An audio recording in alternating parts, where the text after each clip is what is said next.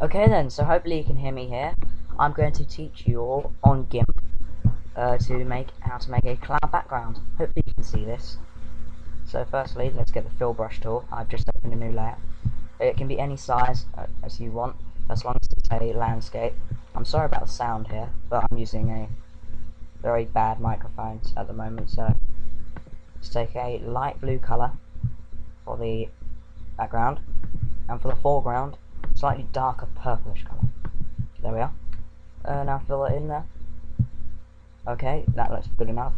Now compare if you want this colour, or if you want to use your gradient tool here to use that colour blend and just stroke up with the gradient tool.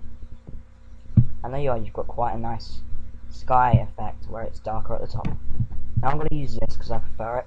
Next, take your paintbrush. Now, I downloaded a brush that's a cloud brush. So, cloud brush looks like this, but if you don't have this download, if you want the download, go on to GIMP know-hows tutorials, and you'll find in one of his photo manipulation videos, he'll have the cloud tool. But anyway, let's get this cloud tool. If you don't have the cloud tool, then I'd recommend using a fuzzy brush with opticity down, meaning it's see-through. That's the best way you can do it if you don't have it, with just a random mix of fuzzy brushes and probably a Galaxy Big brush maybe. But because I have these cloud brushes, I'm going to use them. They're reasonably big, but you can obviously scale them down. Now I'm going to change the colour here. The background, white. Foreground, grey. It can be any tone you want, you know, it's your world here. And just tap down once if you have the brush,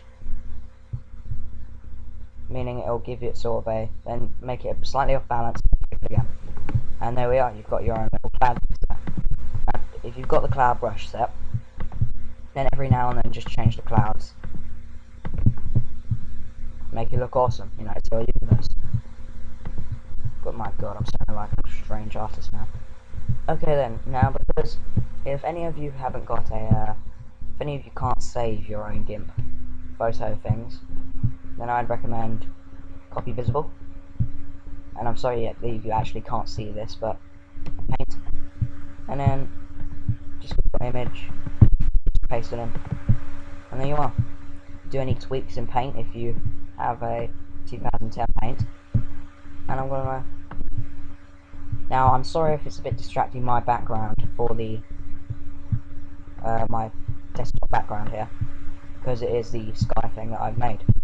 I hope you have fun doing this. Just experiment if you don't have the paintbrushes. But really, I'd recommend GIMP know-how if you can't do this sort of stuff. Okay then, I'm going to stop my recording now.